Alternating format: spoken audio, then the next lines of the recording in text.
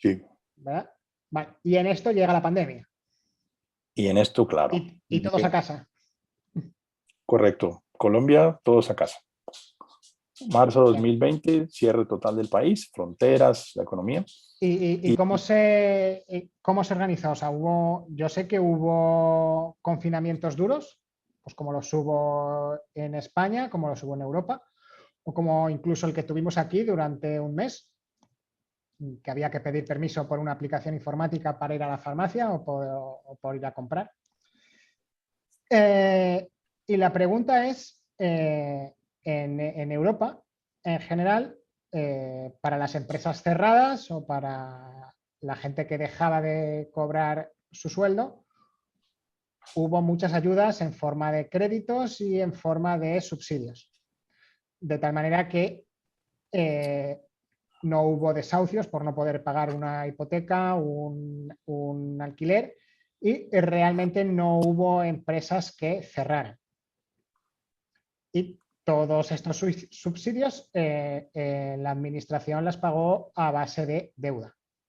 Entonces, en Europa ahora tenemos una administración mucho más endeudada que antes de la pandemia, casi el doble en números redondos, pero bueno, tenemos una población que no ha aumentado sus penurias respecto a antes de la pandemia. ¿Esto fue así en Colombia? ¿Cómo se gestionaron los confinamientos y qué impacto económico tuvieron tanto en las empresas como en las personas, como en la deuda del país? ¿Cómo se organizó? Bueno, primero, al ser un país presidencialista, se concentraron todos los poderes en el presidente. Se decretó un estado de emergencia sanitaria y emergencia económica que le autoriza al presidente a legislar por decreto. Es una primera cosa. Entonces el Congreso pasa a ser inactivo y un actor de segunda, un espectador por varios meses. Confinamiento prácticamente total por unos 6 meses, más o menos, entre marzo y agosto, septiembre, más o ¿Del menos, muy fuerte, 2020? del 2020, muy fuerte, un golpe tremendo en la economía, una caída del Producto Interno Bruto, si no estoy mal, del 12%, creo. Fue tremendo. Un gran impacto en la economía, en las empresas. Colombia es un país, la peculiaridad también de la economía colombiana es que es un país muy concentrado en sector primario, industrias extractivas, minerales, algo de agricultura, plátano, café y el sector de servicios y comercio. Nosotros tenemos una industria muy débil, no tenemos industria pesada, tenemos bajas industrias, muy poca industria ya digitales. O sea, fundamentalmente industrias extractivas, materias primas y servicios. Servicios, sí. No hay industria como tal. No, no la hay. En realidad no la hay. No somos fuertes turísticamente, por ejemplo, como España o Italia o Grecia. Tampoco el turismo es una fuente de ingreso, es una esperanza, pero con no. toda la costa del Pacífico sin desarrollar, tú me contarás. Y el Caribe, porque son uno de los mejores, las playas del Caribe colombianas son muy bonitas, además. Pues sí, muchos turistas vienen a Cartagena y joder y eso, pero no es mucho. Y entonces, en ese sentido, es una economía, además, con muchísimo nivel de informalidad. El nivel de empleo formal es muy bajo. Posiblemente el 40% de la población empleada tiene un empleo formal o en edad de empleabilidad, y el 60% vive de la informalidad, no tiene un empleo formal, vive del comercio, una actividad independiente. Entonces es una realidad antigua de Colombia. El Y 60% de la población activa. sí, y además Aproximadamente. y un nivel de desempleo endémico. O sea, endémico es que difícilmente baja del 10%. Y que en la pandemia llegó a estar en el 20 o tal vez 25%. Donde, aclarando, ¿no? El desempleo se mide como aquellos que están se mide con respecto a aquellos que tienen la intención de buscar empleo en un periodo de tiempo determinado, ¿no? Sí, Entonces, sí. pero que igual tienes un montón de gente informal que nunca tuvo un empleo ni lo está buscando y está en la calle. Que no se tiene en cuenta para Exacto, calcular el desempleo. Importante. exacto, que está O por fuera sea, de esa cifra. hay un gran porcentaje de la población de Colombia en edad de trabajar que no forma parte de la población activa, Sí, correcto. sino que está en la economía sumergida, informal, de alguna forma. Sí, correcto. Y que no aporta al sistema de pensiones, o sea que, coño, no tiene Claro. pensión para él, ni tampoco aporta para las pensiones de los demás, de las generaciones futuras, nada de eso. Y entonces, con esa realidad, pues la economía colapsó fuertemente. Eh, por lo que he visto en general y lo que entiendo es que el balance de las ayudas y auxilios del gobierno ha sido muy limitado. Comparado con sus pares latinoamericanos, ha gastado muy poco. Entiendo que del orden del, no sé, el 20% del Producto Interno Bruto. No, es que no tengo la cifra precisa en este momento, pero no la tengo a la mano. Pero el asunto es que se limitó a qué? A ampliar un poco las ayudas estatales fijas o, digamos, auxilios que venían desde la época de Uribe, ampliarlos, crear un poco más de programas, de esos programas permanentes, volverlos más amplios. Por ejemplo, hubo auxilios del orden de 160.000 pesos por familia para un grupo como de 10 millones de personas. 160.000 pesos son $50, un poco menos, 40. Imagínate tú, por 6 meses. O sea, mierda, eso no sirve para mucho. Hubo un programa, unos subsidios para apoyar a las empresas eh, que tuvieran empleados, un auxilio al empleo. También fue del orden de unos $100 mensuales por unos 6 meses. Y unos apoyos en créditos. Pero esos apoyos de créditos eran sobre todo, digámoslo así, no de crédito directo, sino de crédito de la banca respaldado por el Estado. Vale, Donde el Estado es como tu garante, avalista. tu avalista. Entonces, en resumen, un apoyo limitado.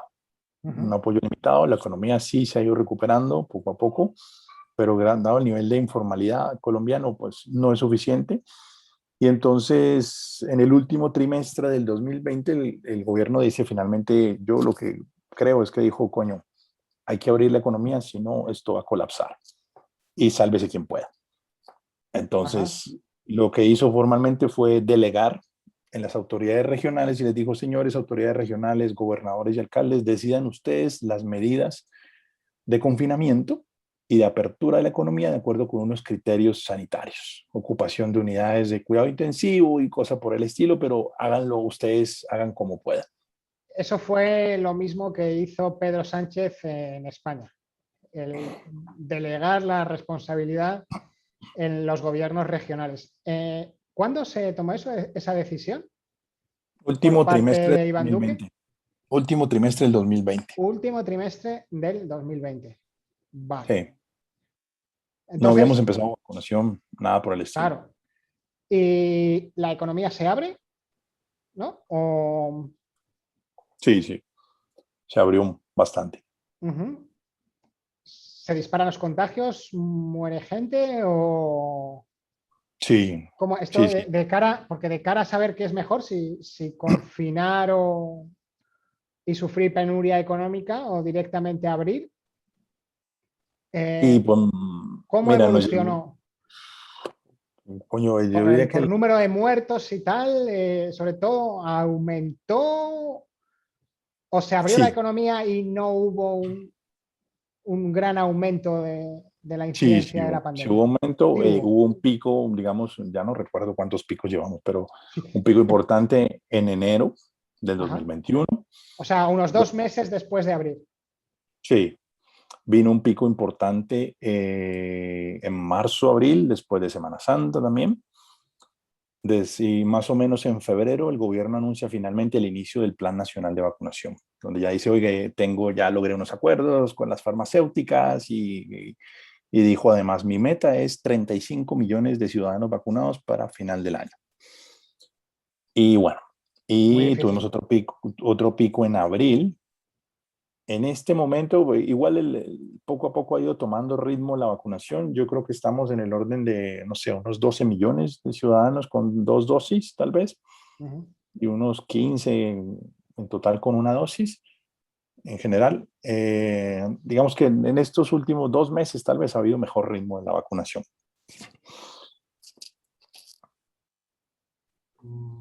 Vale. ¿Y qué viene ahora? Bueno, ¿qué sucede en este momento? O sea, ¿qué pasa en ese? Iniciamos el 2021 igual, con una economía abierta, con una economía que reacciona poco a poco, pero no lo suficiente. Con un país que viene endeudado, que venía gastando mucho, que no gastó lo suficiente comparado con otros países a raíz de la pandemia, pero para el gobierno gastó mucho. Entonces dice, esto es inevitable, necesito una reforma fiscal y tributaria. Ajá. Entonces, venían anunciándola desde hace varios meses, etcétera, y pum, finalmente, incluso el mismo partido de gobierno, el partido Uribe, le dijo, coño, piénsalo bien, analiza bien lo que vas a hacer en esa reforma, ten cuidado, no toques a la población de bajos recursos, no toques a la clase media. Y estos tíos llegan, el gobierno, en abril dice, aquí viene mi reforma, es inevitable, necesito reformar porque vamos a colapsar. Y entonces básicamente él dice, pues lo obvio es, necesito mantener el gasto social, porque la población está muy mal, necesito mantener los beneficios fiscales a la empresa, a las empresas, y mantener atractivo el país, inversión extranjera, reducir el gasto público y mantener el grado de inversión con las calificadoras. Pero para eso necesito Porque entonces, recordemos, ¿no?, que la mayor parte de la deuda del Estado colombiano es deuda externa, deuda en dólares, sí, denominada en dólares. Eso es importante. Por lo tanto, el Estado no la puede pagar creando más pesos colombianos, sino que para pagarla tiene que generar dólares de alguna manera. ¿Estoy en lo eh, correcto? es del orden del 60% y es una combinación de deuda en dólares más deuda interna. La Ujú. deuda interna también ha crecido mucho, pero sí hay una porción grande de deuda en dólares que tiene esas restricciones. Ok, entonces tenemos un Estado que tiene que generar dólares para pagar la deuda y por otro lado, para pagar la deuda externa, y por otro lado va a generar inflación muy posiblemente para pagar la deuda interna, Sí, la deuda que está en pesos colombianos. sí, Bien. Y para hacer eso decide subir impuestos. sí. No decide abrir nuevas explotaciones de materias primas, no decide crear condiciones para la implantación de determinadas industrias. Lo que sí decide, si no te he entendido mal, es mantener los impuestos bajos a las empresas. ¿Eso es correcto? Sí, sí, Vale. Y entonces es cuando se produce el estallido social de este año. es ¿Correcto? correcto. Que está en ese orden de ideas, entonces las fuentes de financiación y en buena medida estaban basadas en mayor impuesto para la clase media y para las personas en general. Es la única manera de hacer una reforma, de aumentar la recaudación de impuestos realmente. Y subir Vale, obviamente los impuestos indirectos como el impuesto del IVA, ¿no? el IVA. Y entonces ahí pues se desata Troya, realmente, entonces Es eso un estallido popular generado espontáneamente. Está organizado por la oposición. ¿Tiene algo que ver el narcotráfico con eso? ¿Cómo se gesta? ¿Surge espontáneamente o hay alguien que lo dirija, ya sea desde dentro o desde fuera? sí y no, es una mezcla de todo. En- hay- Empezó liderado por los principales promotores del paro del 2019. Los Ujú. promotores del paro del 2019 fueron principalmente algunos sindicatos, por ejemplo, de trabajadores estatales o sindicatos de maestros, por ejemplo, algunos grupos de estudiantes que coincidían con la visión de algunas personas de oposición que también los apoyaban. Entonces, ellos fueron los principales promotores, o digamos, los promotores iniciales, dicho de alguna manera. Lo dijeron, o digamos, sus intenciones de alguna forma eran como dos. Primero, esa reforma tributaria no tiene sentido y hay que acabarla, hay que desecharla. Y segundo, retomemos las peticiones que veníamos planteando desde el año 2019. Porque un tema que no mencioné es que las protestas del 2019 finalmente se calmaron en teoría, primero porque llegó diciembre, como que Sí. coño, nadie quiere pelear en diciembre. Y segundo, porque el gobierno de Iván Duque dijo, vamos a hacer unos diálogos nacionales para concertar y entender qué quiere la población. Y esos diálogos no terminaron en nada. Entonces, estos líderes dijeron, oiga, retomemos lo que hablamos o lo que pedimos en 2019. Y esto que era básicamente empezar a hablar y ahorita con mayor contundencia, ampliar la renta básica universal, como está pasando en muchos lugares del mundo. Sí. Segundo, unos mayores auxilios a la educación estatal, porque la educación estatal es limitada en Colombia y sobre todo la educación universitaria tiene un nivel de cobertura muy bajo, inferior al 50% de los jóvenes que podrían estudiar. Y una reforma laboral que fuera más afín pues, para los trabajadores y no tanto con las empresas. Lo de la educación, has dicho el 50%, ¿te refieres al 50% de la población o que cubre el 50% del coste de una plaza universitaria? No, el 50% de la población en edad de estudiar en una universidad logra finalmente entrar a una universidad. Y esto quiere decir, bien sea universidad pública o estatal o una universidad privada. Pero la cobertura no pasa de ahí. Entonces, ¿hacia qué apunta esto? A mayores, esta petición apunta a que haya mayor educación universitaria gratuita auspiciada por el Estado, para que haya mayores cupos, etc. Entonces, esos tíos empiezan así, de finales de abril, esto es la última semana de abril, ya lo habían anunciado 15 días antes, dijeron, este gobierno acaba de radicar en el Congreso de la República su propuesta de reforma tributaria, a pesar de que incluso múltiples partidos y el mismo uribismo le dijo no lo haga, cámbiela, matícela, revísela un poco mejor. No importa, pum, la presentaron. Entonces, esa fue la oportunidad perfecta para que lo que se llamó el Comité del Paro dijo, pues nos vamos a marcha nacional. Finales de abril, todo el país a las calles, no queremos hacer esa reforma. ¿Qué sucede? Pues entonces todo el país sale a las calles, última semana de abril. A los pocos días, entonces el gobierno dice, primero dice, voy a ajustar la reforma, a los 2-3 días dice, voy a retirar mi reforma, y a los 4 días dice, se va el ministro de Hacienda también. Y renunció el tío. Ajá. ¿Las protestas tendrían un objetivo de tumbar al gobierno incluso de una manera violenta o eran estas protestas de protestamos un rato, nos vamos a casa y aquí no ha pasado nada? Es Después decir, de eso, ¿tú crees que había en las manifestaciones, tú crees que había un espíritu de asalto a las sedes de la administración, de toma de las sedes de la administración, incluso de linchamiento público, si llegan a tener éxito, de que me encuentren allí dentro? Eso por un lado. Y por otro lado, el ejército, ¿qué hizo? y mira, de ¿Se forma masiva, dividió? ¿Se mantuvo fiel al gobierno? eh, mmm, luego de lograr el retiro de esa reforma tributaria, la gente, los promotores principales del paro dijeron, sigamos marchando. ¿Por qué? Porque tenemos que hablar también de los asuntos pendientes de 2019. La renta básica universal, el acceso a la educación. Ahí también decían, coño, y por favor, acordémonos de los acuerdos de paz, hay que ponerle dinero a esta vaina y hay que cumplir lo que hemos prometido, entre otras cosas. Pues, o sea, igual eran, digamos, un montón de peticiones, ya no lo recuerdo, eran como 20 y en general además eran poco comunicadas por la opinión pública, o sea que no se conocían mucho. Vale.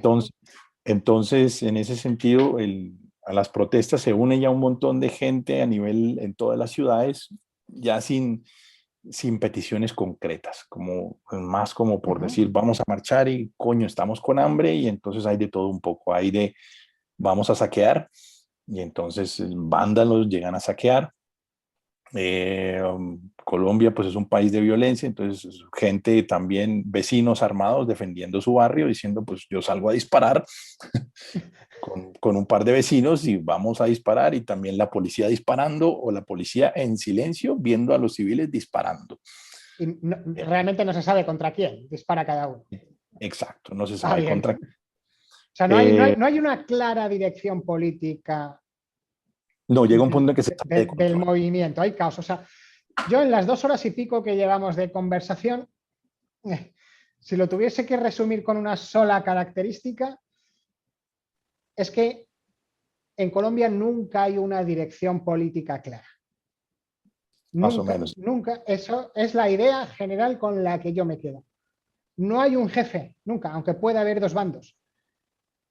No hay un jefe. Cada uno va por su lado. Me queda la idea, Khaled, hasta ahora, de un país indisciplinado. Sí, Falta de reconocimiento de una autoridad. Hay algunas instituciones que más o menos funcionan, más o menos en unos sitios que en otros, pero no existe principio de autoridad en no lo hay que es, monopolio en lo de que es la fuerza. nación. Es la idea con la que me quedo. O sea, nadie manda, es un caos. No hay monopolio de la fuerza, además. Nunca lo ha habido. Hoy no lo hay. Entonces, sí, es cierto. Entonces, a eso se sumó un poco todo eso. Algunos líderes de oposición, sobre todo Petro, que es el líder en las encuestas y es el perdedor del 2018. Entonces, él también pues, se sumó al tema y bueno, con medias tintas, ¿no? Como apoyo el paro, diciendo apoyo sus causas, y al comienzo dijo, vámonos, apoyo que haya un paro indefinido. Después como que reculó un poco y dijo, apoyo el paro, pero no sus formas. Tú sabes, ¿no? Para mover, es un político finalmente, ¿no? Sí. Y el asunto es que los tíos que lo promovieron ya finalmente sacaron a la calle un monstruo que se fue de control. Entonces se fue de control es porque en las ciudades entonces había vandalismo, en las carreteras había cortes de vías, como sucede de alguna manera en Francia, que son fuertes, pero no por parte de sindicatos fuertes como el sindicato de camioneros francés o chalecos amarillos, sino por parte de cualquiera y como quiera. Entonces, unos tíos que, pues, hay de todo, en serio, yo lo he visto, lo escuché, unos tíos que llegan en una carretera y entonces tiran 3 árboles, los tumban, y bien sea te impiden el paso con una escopeta o sin escopeta, o te dicen que si quieres pasar, que les dones $10 o 20, o 20 es poco, entonces dame 30. Si me explico, hay de todo un poco. No, es que tú sabes, es que estamos parando por el país y porque hay que mejorar, pero necesito plata, ¿por qué no me das? Tengo hambre. La policía, como que, entonces, ¿qué pasó con la policía? Sobre todo esto fue un tema de la policía y no del ejército. La policía, pues en las calles, sobre todo en las grandes ciudades, conteniendo las manifestaciones, con excesos, ¿sí? Muchos excesos, algunos desaparecidos también. Empieza el escándalo internacional, entonces, exceso de la fuerza, desaparecidos, habla creo que Human Rights Watch, habla también, no sé, creo que Amnistía Internacional, algunos gobiernos europeos, ¿qué está pasando allá? Entonces la policía como en ese, igual como con un rol doble, ¿no? De alguna manera, en algunas partes con exceso, pero también en algunos momentos con ausencia total, diciendo, coño, hagan lo que quieran. Esa es como una parte de la población siente que la policía te está atropellando, pero la otra parte de la población siente que ya no hace un coño y que el país está en caos y que no es capaz de contener a los vándalos ni a los saqueadores. Entonces que estamos de nuevo en el caos y que hay que salir a la calle con plomo. Entonces fue de todo eso un poco, y entonces eso fue ya debilitando el mismo movimiento de paro. Así haya durado varias semanas, va perdiendo fuerza y el gobierno recupera el control de la situación. ¿En qué sentido? Pues se fortalece obviamente con la presencia policial. Yo creo que se deja ya de hablar en el exterior, a nivel internacional, del abuso colombiano, del gobierno, Sí, del Estado. sí, se dejó de hablar, sí. Se dejó de hablar. Empieza, digamos, una campaña diplomática también agresiva. La canciller que teníamos, que no servía para nada, renuncia, y entonces la vicepresidenta asume el doble rol de vicepresidenta y canciller, y se va de gira a Estados Unidos sobre todo, y a decir, miren lo que está pasando, esto no es así, lo que hay es vandalismo, están paralizando la economía, porque sí fue así, la economía se paralizó, porque se paralizaron los puertos principales, las carreteras principales. Entonces, digamos Los que, puertos principales, Barranquilla y Cartagena de Indias. y Buenaventura. Y Buenaventura, ¿dónde está Buenaventura? Buenaventura lo veíamos en el Pacífico, eso es lo único Ah, notorio el de otro Colombia. del Pacífico que teníamos, ¿verdad? Sí, Sí, sí que lo teníamos aquí. A ver, Colombia importa por Buenaventura, importa por Barranquilla y por aquí. Cartagena principalmente, y Cartagena, O sea, Santa Buenaventura en el Pacífico aquí y sí, luego en el Caribe tenemos aquí Barranquilla Cartagena y Santa y, Marta. y Cartagena, que está aquí, que este es el Santa mayor Marta puerto más arriba. natural de toda Latinoamérica, ¿no? Sí, Lugar de hazañas bélicas del Imperio Español. Yo siempre además, tengo que meter una puya ahí. Creo que estáis buscando dónde está Bras de Lezo, a ver si nos lo encontráis, es cierto. que es una de las viejas glorias perdidas, que tenemos unas cuantas. ¿Y cuál es el otro puerto del Caribe, me has dicho? Santa Marta, un poco más arriba de Barranquilla, Un poco más al otro lado del al Golfo, norte, ¿no? más al norte. Los dos extremos, aquí al otro lado del Golfo este, ¿no? Sí, Santa Marta, ahí está. Ujú. Vale, o sea, esos cuatro puertos, digamos, Santa Marta, Barranquilla, Cartagena y Buenaventura en el Pacífico. Vale. Sí, sobre todo Buenaventura estuvo muy paralizado, Ajá. y, y el impacto económico fue muy fuerte además, muy fuerte, pues como te decía, es una sociedad con una economía con poca industria, entonces importa mucho, Sí. importa maquinaria, por ejemplo, importa un montón de bienes de consumo, importamos de todo, maíz, importamos lentejas, o sea, también buena parte de la comida la alimentamos, la importamos. Entonces, pues que hubo inflación, escasez, todavía se mantiene en buenas partes, inflación y escasez, y pues que tenemos en este momento un gobierno bajo control de la situación en general, fuerte presencia militar intervino el ejército a apoyar a la policía. Eh, el gobierno anunció de forma unilateral, eh, mejor dicho, perdón, estos líderes del paro lograron que el gobierno les dijera que se iba a sentar a la mesa en los primeros días, pero en la medida en que ya fueron perdiendo respaldo popular por Sí. los excesos de bloqueos y vandalismos, el gobierno dijo, ¿saben qué? Me importa un coño. Ustedes en realidad no tienen voluntad de diálogo porque ustedes no controlan el paro, ustedes no son capaces de evitar que la economía esté bloqueada y paralizada, y además no son capaces tampoco de condenar eso, porque ustedes dicen que es un derecho legítimo a la protesta, perdón. Entonces dijo, ¿saben qué? Aquí no hay negociación y se acabó. Entonces los dejó viendo un chispero, les dijo, hagan lo que quieran, y yo voy a empezar a anunciar una serie de medidas para calmar a la población. O digamos, entonces empezó a decir, vamos a promover educación superior gratuita para más gente. Vamos a promover el otro tema y que tiene que ver con la peculiaridad colombiana. Los jóvenes están en las calles protestando masivamente. Los jóvenes no tienen futuro en Colombia.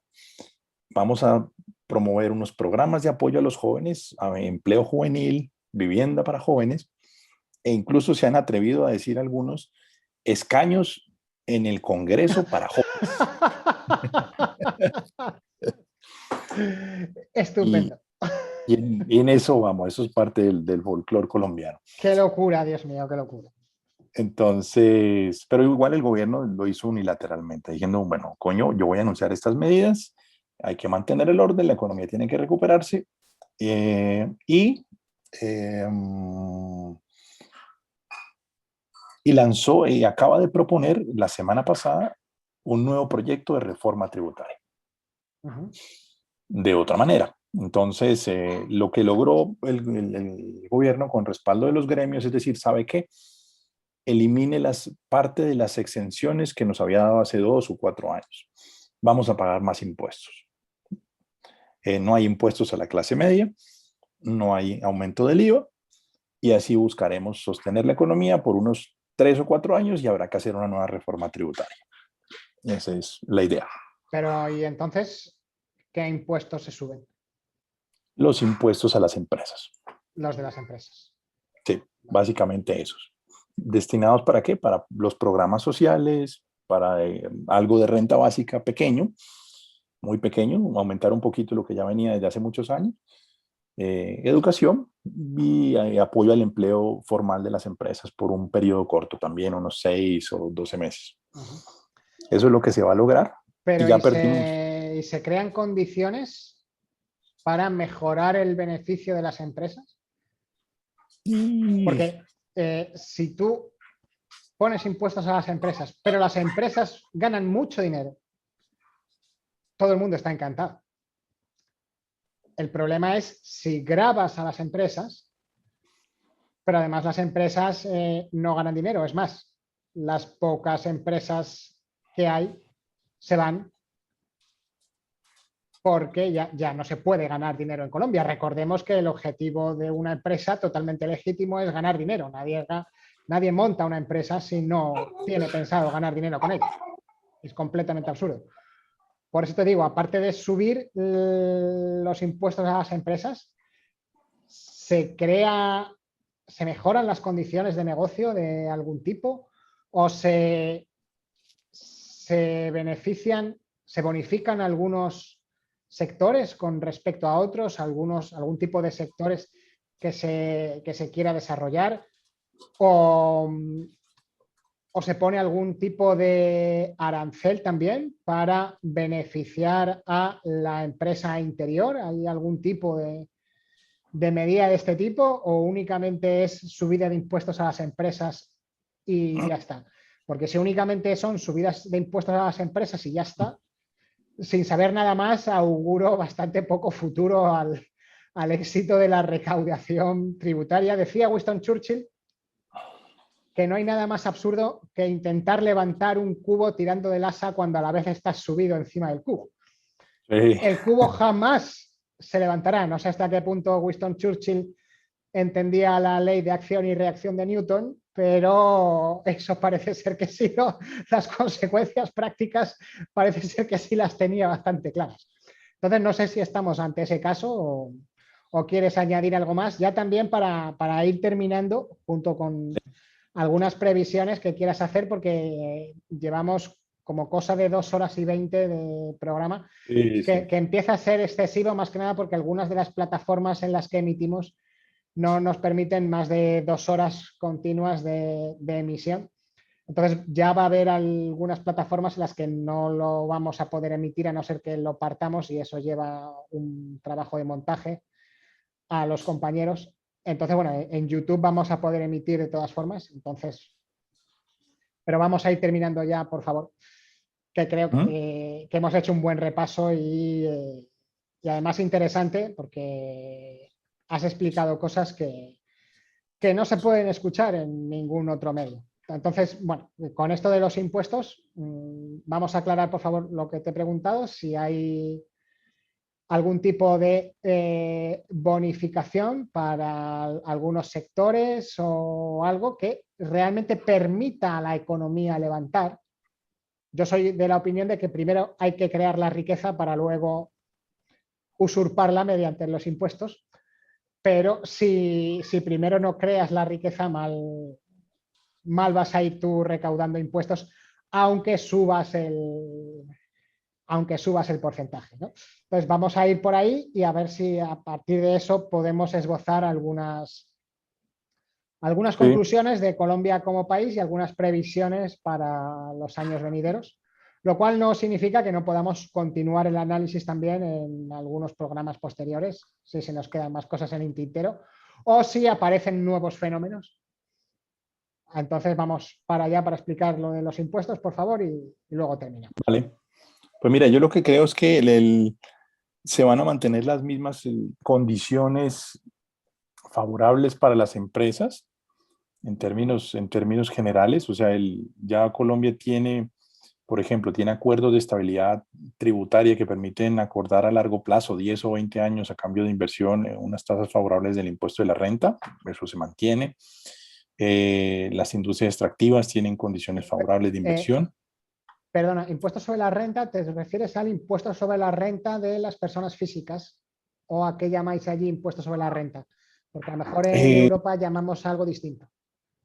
No, en este caso nosotros lo manejamos genéricamente para las empresas o para las personas naturales, y esas condiciones favorables son para empresas. Vale, o sea que cuando has dicho impuesto sobre la renta, te refieres al impuesto sobre beneficios de las empresas. Sí. Vale, que es lo que llamamos en Europa el impuesto de sociedades. Porque en Europa Correcto. al impuesto de la renta lo llamamos solo a cuando se aplica a personas físicas. Ya está. De hecho, se Tienes llama razón. impuesto sobre la renta de las personas físicas. Por eso, para no crear confusión en la audiencia, estamos hablando de lo que en Europa se conoce como impuesto sobre sociedades, sobre el beneficio generado en el ejercicio, ¿no? Sí, es correcto. Vale, vale. Eso se mantendría. Hay beneficios también por deducibilidad de inversiones o de importación de bienes de capital. También deducibilidad del impuesto o exención del impuesto del IVA en importación de bienes de capital también. El impuesto a los dividendos de las sociedades también se mantiene igual. Ajá. Entonces, en ese sentido, sin ser extremista, no es una situación en la cual estás diciendo subo más impuestos, pero pongo condiciones más lesivas, sino que es un contexto en el cual dices voy a subir un poco el impuesto a como estaba antes, pero mantengo las condiciones favorables que teníamos desde antes. Entonces, no es una situación tan extrema, de alguna manera. Y de hecho, los mismos gremios durante toda esta crisis fueron los que fueron actores importantes diciendo autónomamente, hagamos eso. Los gremios industriales. Cuando dices gremios, ¿te refieres a sindicatos? No, asociaciones empresariales. Es el gremio que junta a los industriales, las asociaciones que representan a los comerciantes. Vale, o sea, a nivel asociación, pero al que sector no financiero. es un sindicato. No, no son sindicatos para nada. Porque antes has hablado que los sindicatos son estatales, principalmente. Los sindicatos sí han estado a favor del paro. Eso sí, los sindicatos de empleados estatales, educativos, etcétera, han estado a favor del paro. Entonces, cuando digo los gremios, son el sector empresarial, financiero, comercial, propuso durante toda esta crisis, antes de que saliera esta propuesta de gobierno, hagamos eso. Suba un poco los impuestos. A nosotros estamos dispuestos a pagar un poco más, porque también esto incluye un impuesto adicional al sector financiero, y el sector financiero está de acuerdo. Entonces, bueno, ese es el contexto en general. Es que lo que es previsiones un poco de lo que tenemos. Nos quedan menos de un año de gobierno prácticamente, o un año de gobierno, elecciones en unos 10 meses. Tiene que haber elecciones en el 22, sí. Correcto, elecciones en mayo y en junio del 2022, primera y segunda vuelta. Elecciones del Congreso en marzo del 2022. ¿Y qué venimos aquí? Pues tenemos en general previsiones, que tenemos algunos logros para mostrar del gobierno. La vacunación la logró hacer. Se supondría que va a sacar adelante esta reforma tributaria para mantener los programas sociales. Este tema de los acuerdos de paz y esto, pues con muy bajo nivel de implementación y sin dinero. El país dividido, yo creo que más o menos en dos posiciones muy fuertes. Y creo que vamos a un escenario en el cual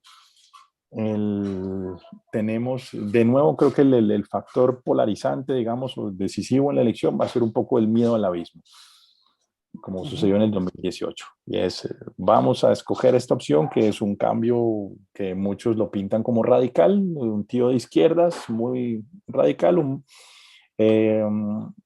Entonces se dice un poco, miren la equivocación que acaban de cometer los chilenos, miren la equivocación que acaban de cometer los peruanos, ellos se van para el abismo, ese es el mensaje. Este es un tío que si ganan, pues, seguirá con el modelo Castro chavista, y ahora también ya hablan del modelo chileno, y si Castillo queda, pues dirán el modelo peruano, y eso es por un lado. Por el otro lado es mantener el orden y la continuidad, pero el problema es que no hay ningún líder que represente eso en este momento, porque la derecha no tiene un candidato fuerte, sólido, tampoco puede presumir de los logros de este gobierno, porque este gobierno cumplió muy poco de lo que prometió. Claro. Entonces, en realidad es más una carga política hablar de este gobierno y sus logros. Y lo que queda tal vez son unos candidatos de centro izquierda que estuvieron en la oposición o que han sido líderes de oposición naturales en los últimos años, pero que todavía no surgen. Son tal vez segundos o terceros en las encuestas, pero están lejos. O sea, cuando digo lejos es que Petro tenía como una intención de voto como del 25% y el siguiente en las encuestas marca el 8%. Y de ahí en adelante 7, 6, 5, etcétera. Entonces, pero creo que la disyuntiva que se va a plantear es esa. El asunto que no está claro todavía es entre quiénes va a ocurrir eso. Y el temas importantes que vienen de contexto internacional, yo creo que pues ya arrancó el ciclo otra vez de bonanza de las materias primas. El petróleo está Sí, subiendo, sí. está subiendo todo. El cobre, que es una cosa que favorece al Perú, a Chile por montones, etcétera, ¿no? Entonces es un ciclo que va a favorecer a la economía independientemente de quién gane por unos buenos años. Eh, si gana, si además de eso, si gana alguien de izquierda, puede pasar bien, sea, dependiendo de cómo lo haga, pues puede ser un tema de una confrontación fuerte con el sector empresarial, puede ser, y el establecimiento, o puede ser un tema intermedio, ¿no? Pero en un contexto en el cual va a tener dinero para gastar, en un contexto en el cual eso puede significar pues derroche, por un lado, o buena inversión, por el otro. En un contexto en el cual incluso si gana Lula de nuevo en Brasil, va a tener aliados afines en Perú, en Chile, en Brasil, eh, que no sé, que puede significar alguna cosa, no sé, el resurgimiento de algunos temas conjuntos como en la época de Chávez, puede que sí, puede que no. Y por otro lado, si gana alguien de derecha, puede ser también un contexto también también el contexto económico favorable, pero con mucha incertidumbre y descontento social. Porque sigue estando ahí, pues la desigualdad está ahí, el desempleo está ahí, la estructura de la economía así precaria sigue estando ahí, la informalidad. Entonces puede ser un tema también pues de mucho violencia que ya se está viendo en las calles, mucha inseguridad en las calles, desempleo, marchas, puede ser. Entonces va a ser un año con mucha incertidumbre, por lo menos, o por lo menos tener mucha incertidumbre, por lo menos en 18 meses, seguramente, para un lado o hacia el otro. Ok, vale, pues muchísimas gracias, Khaled. No sé si deseas añadir alguna cosa más a modo de conclusión, aparte de lo que acabas de decir. O podemos dar por concluido este diálogo abierto aquí. No sé si tienes algo más que añadir. O, Y o- mira, yo solamente una cosa pequeña, sí, un adelante. poco lo curioso, esto me recuerda un poco a lo que se escuchaba, toda esta época de protestas tiene un paralelismo interesante con todo lo que sucedió en Venezuela 2014, 2015, pero hacia el otro lado, ¿no? Finalmente, población descontenta, caos, Uh-huh. eh, bloqueos generales, vandalismo también, exceso policial, lo que se llamaban las guarimbas Sí, en Venezuela, cortes de vías, sucedió lo mismo, ¿no? Era muy parecido. Y aquí el gobierno actual, pues diciendo que Venezuela está promoviendo esto y agentes extranjeros. Y en esa época Maduro diciendo que eran los paramilitares colombianos y los uribistas promoviendo esto. Sí, Pero al final, en Venezuela no pasó nada, todo siguió lo mismo. sí, Aquello no estaba financiado ni auspiciado por la derecha internacional ni nada. Y si no te he entendido mal en toda la explicación que has dado, en Colombia tampoco has nombrado a ningún factor exterior que esté detrás de las protestas, cuando únicamente has nombrado a la inteligencia americana o material militar americano, ha sido con bombardeos en la selva hace ya muchos años, pero no has nombrado ningún tipo de intervención extranjera en esto, ¿no? O y sea, por eso lo veo igual es a un Venezuela. tema absolutamente interno, por lo que veo. Yo pienso lo mismo. Yo creo que al igual que en Venezuela, no hay una injerencia internacional fuerte. Uno diga, por ejemplo, ONGs que estén promoviendo fuertemente protestas y eso no parece que fuera. Aquí hay mucha gente que lo dice, pero yo no lo creo. Pero sí, lo curioso es que es esto, pero puede pasar en lo mismo, ¿no? Ahora, un montón de protestas, gente descontenta y volvemos a lo mismo. Sí. Lo que pasa aquí es que vienen unas elecciones que, bueno, vuelven y caldean los ánimos, etcétera, ¿no? Pero podemos volver como a ese statu quo incierto. Entonces, como conclusión, tenemos que no ha habido ni un cambio de gobierno, ni tampoco un cambio de régimen político por efecto de estas protestas. El régimen político sigue siendo el mismo, el gobierno también. Sí. Y vemos un ciclo económico de materias primas, pues que en principio favorece al futuro de la economía colombiana y de algunos países más de la región. Hemos dicho Ecuador, Venezuela también, aunque no sé ahora mismo la producción petrolera y de otras Sí, materias claro. primas cómo estará. O el oro. Sí, bueno, sí. Y entonces, bueno, de la mano de un ciclo económico alcista, pues tendremos un mayor nivel de bienestar y de satisfacción política de la población. Podemos concluir así. Es decir, Sí, no ojalá. se consigue nada con las protestas, pero soplan vientos de cola a favor de la economía colombiana que contribuirán a un periodo de mayor estabilización política. Ojalá. ¿Podemos concluir eso? ¿Que parece que vamos hacia ahí? Sí, sí, sí. Yo creo que sí, eso puede funcionar. Incluso un gobierno de izquierda que gaste de forma abundante, pues transitoriamente habrá contento, Vale. habrá satisfacción. Muy bien. Bueno, Jared, pues ¿Vale? muchísimas gracias. Han sido algo Gracias. más de 2 horas y media de programa, que yo creo que hemos hecho un repaso a la historia política, económica y social de Colombia, y creo que hemos arrojado luz ya no solo sobre las protestas de estos últimos meses y estas últimas semanas, sino arrojado luz a la historia política colombiana, de dónde viene y a dónde va.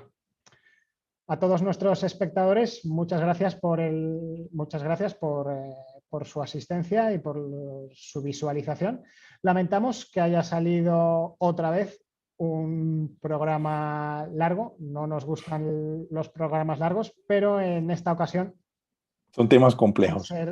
al ser un tema complejo y además un tema nuevo que nunca habíamos tratado explícitamente, pues se hacía necesaria una explicación previa para ser capaces de entender la situación actual.